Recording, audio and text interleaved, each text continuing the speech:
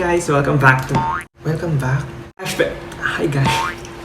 Hello there, welcome back. Huwag na nga tayong mag-intro.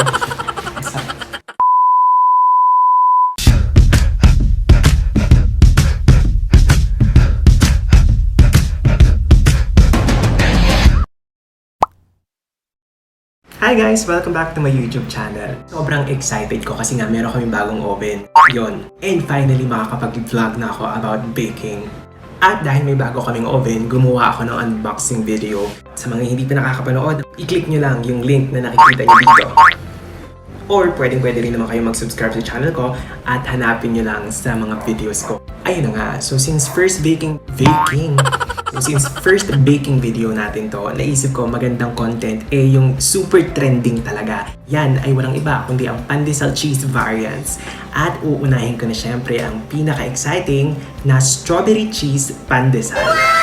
Sobrang galing gawin itong pandesal variant ito kasi tuturuan ko kayo gamit ang San Miguel Mills pandesal mix. At dahil nga gagamit tayo ng San Miguel Mills pandesal mix, sobrang simple lang ng mga idadagdag niyong ingredients. Kaya naman, kayang-kaya niyo itong i-recreate sa inyong mga bahay. Halika, simulan na natin. Para sa 1 kilong mix, itong mga ingredients na kailangan natin. Makakabuo ka ng 48 pieces o 4 na dosenang pandesal. Kung gusto mo ng 1 dosena lamang, i-divide mo ang recipe sa 4. Para sa 1 dosena, kailangan mo ng 250 grams ng mix, 88 grams ng water, 24 grams ng oil, 4 grams ng instant yeast. Para sa kulay at lasa, kailangan mo ng 5 grams ng liquid strawberry flavor. Una nating gagawin ay pagsasamahin natin lahat ng ingredients. Sisimulan natin sa instant yeast.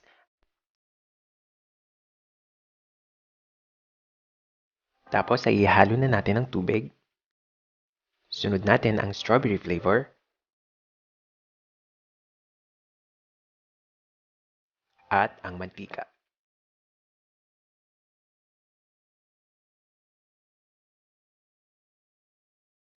Then, hahaluin natin ito using our rubber spatula. Siyempre, mas madali ito kung gagamit tayo ng electric mixer. Pero dahil wala nga ako ng electric mixer, tuturo ako kayo kung paano gumawa ng pandesal using manual mixing method. So, gamit ang malinis na kamay, hahaluin ko lang yung dough hanggang sa makabuo ako ng ball.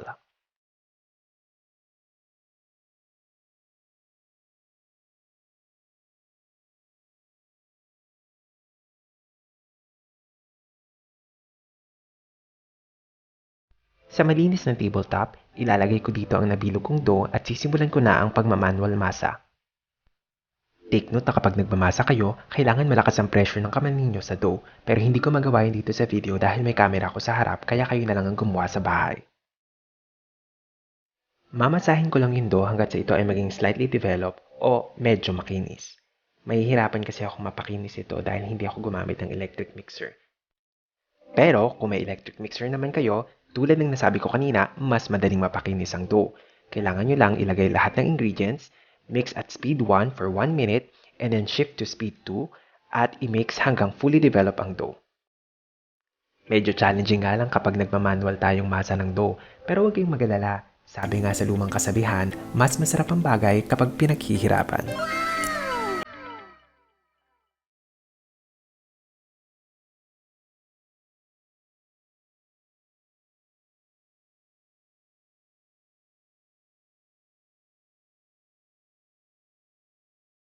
Makalipas ang halos 10 minuto ng pagmamasa, ganito na ang magiging itsura ng iyong dough.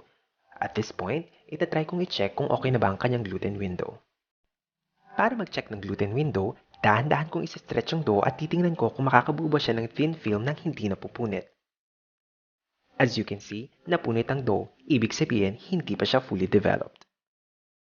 At this point, bibilugin ko ang dough at ilalagay sa bowl para makapag-rest ng 20 to 30 minutes.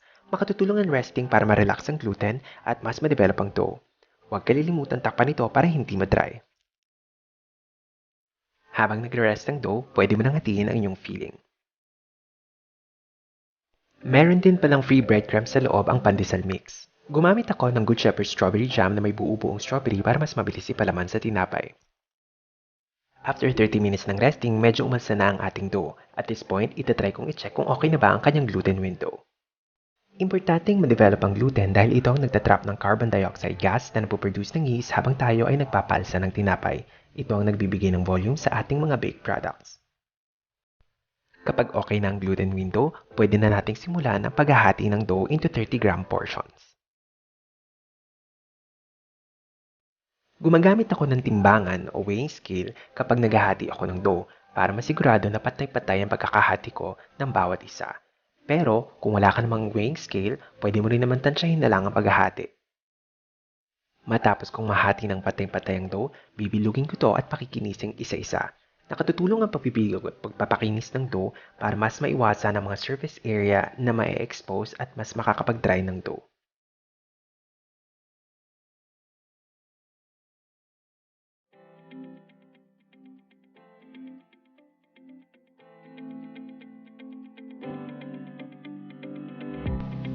Sa pagpapalaman ng dough, ipa-flatten ko lang ito in such a way na mas manipis ang gilid at mas mataba ang gitna.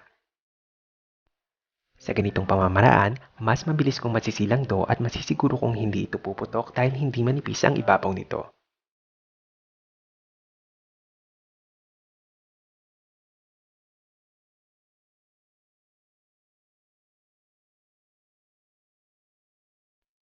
Pagkatapos ma-flatten, ilalagay ko na ang strawberry filling at ang cheese sa gitna ng dough.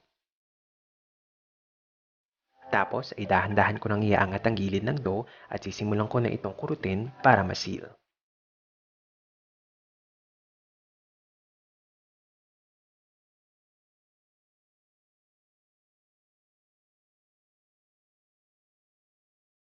Siguraduhin lamang na completely sealed ang inyong dough dahil kung hindi, sisirit ang palaman sa loob palabas.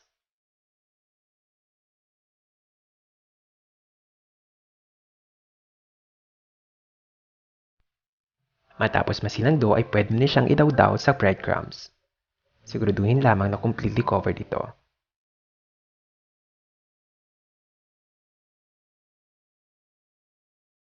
Tapos ay ilagay nyo ng dough sa inyong baking tray. Hindi nyo niya kailangang i-grease o i-wax paper ang baking tray dahil hindi naman didikit ang pandesal na may breadcrumbs. Make sure lang na may enough space in between para hindi sila magdikit-dikit kapag umalsa na.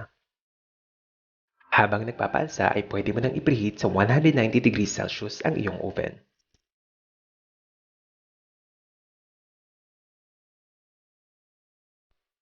Matapos mapalsa ang iyong mga dough, ay kailangan mo na itong i-bake ng 12 to 15 minutes sa iyong preheated oven.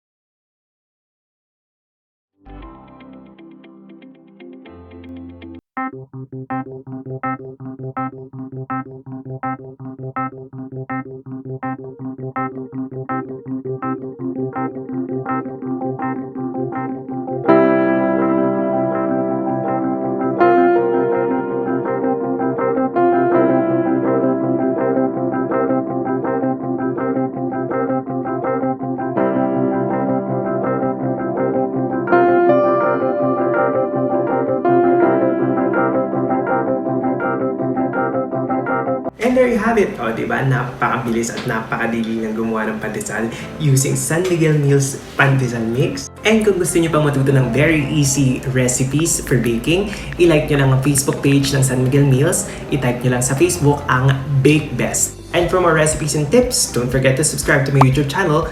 Click on the notification bell para lagi kang updated sa mga future vlogs ko. Thank you for watching and see you guys next time.